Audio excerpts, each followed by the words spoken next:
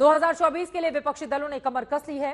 नए साल में देश की दो बड़ी पार्टियां बीजेपी और कांग्रेस अपनी रणनीति को जमीनी स्तर पर लेकर आएंगी। बीजेपी ने जहां मिशन दक्षिण के लिए कमर कसी है, तो वहीं कांग्रेस पूर्वोत्तर राज्यों से होते हुए हिंदी बेल्ट में अपनी खोई जमीन वापस पाने की कोशिशों में लग गई है। यानी ये चुनावी लड़ाई दक्षिण बनाम उत्तर की है और दोनों ही पार्टियों ने इसका खाका तैयार किया है, जो नए साल की शुरुआत से ही दिख जाएगा।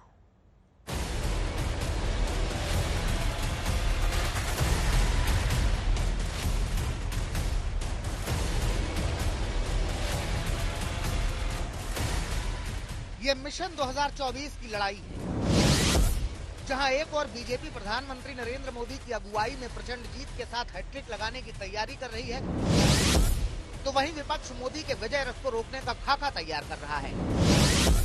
नए साल के आगाज के साथ दोनों ही पार्टियां पूरी ताकत के साथ अपने मिशन पर दिखेंगी। दोनों ही दलों का अपना टारगेट कमजोर इलाकों में अपनी सियासी जमीन को मजबूत करने का है। बीजेपी नए साल में अपने मिशन की शुरुआत दक्षिण से करने जा रही है, जिसकी अगुवाई प्रधानमंत्री नरेंद्र मोदी के कंधे पर होगी। तो वहीं कांग्रेस ने जो न्याय इंडिया का रोड मैप तैयार किया है, वो पूर्वोत्तर राज्यों से होते हुए पूरी हिंदी बेल्ट को कवर करेगा, जहां राहुल गांधी मुख्य भूमिका में होंगे। पीएम मोदी 2 और 3 जनवरी को तमिलनाडु, लक्षद्वीप और केरल का दौरा करेंगे, जहां वो कई जनसभाओं के अलावा तोहफों की सौगात भी देंगे। अब दोनों ही पार्टियों के इस प्लान को आंकड़ों से समझना जरूरी हो जाता है, जो बताता है कि देश की दो सबसे बड़ी पार्टियां 2024 को लेकर अपनी क्या रणनीति तैयार कर रही हैं।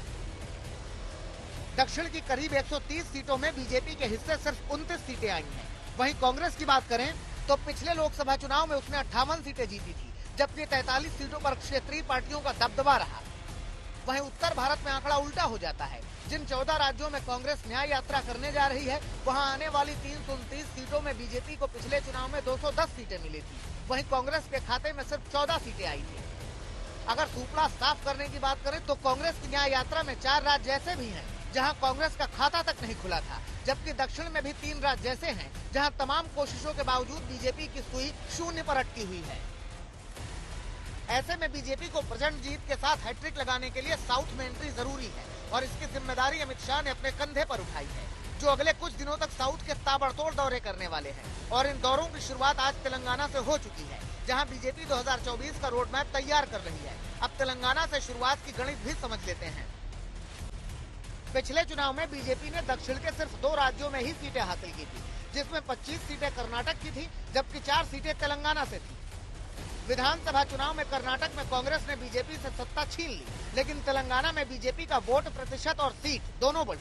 तेलंगाना में 2018 विधानसभा चुनाव में बीजेपी ने सिर्फ 1 सीट जीती थी, जबकि इस बार चुनाव में उसे 8 सीटें मिली। वहीं वोट प्रतिशत 7 से बढ़कर 14 हो गया। सबसे बड़ी बात, जब बीजेपी का 2018 में वोट प्रतिशत 7% था, तो लोकसभा में वोट प्रतिशत 20% तक पहुँच गया था। ऐसे में इस बार बीजेपी का वोट प्रतिशत तेलंगाना में डबल हुआ है, जिसने तेलंगाना में लोकसभा में तेलंगाना से बीजेपी की सीट बढ़ने की उम्मीदों को बढ़ा दिया है। बीजेपी ने 2024 के लिए 400 सीटों का टारगेट रखा है, लेकिन इस टारगेट के लिए पार्टी का विस्तार बेहद जरूरी है, क्योंकि हिंदी बेल्ट के कई राज्यों में बीजेपी अधिकतम सीट पा चुकी है। ऐसे में यहाँ विकल्प कम होते हैं। यही वजह है कि बीजेपी अब नए क्षेत्रों में सियासी पिच तैयार कर रही है, जिसकी शुरुआत हो चुकी है। पहले अमित शाह और जेपी नड्डा की जोड़ी ने बंगाल का दौरा किया, तो अब शाह तेलंगाना की ओर कूच कर चुके हैं। वहीं मोदी केरल और तमिलनाडु जैसे 2 ऐसे राज्यों के दौरे से 2024 का सियासी शंखनाद करने जा रहे हैं, जहां बीजेपी की एक भी सीट नहीं है। आज तक ब्यूरो।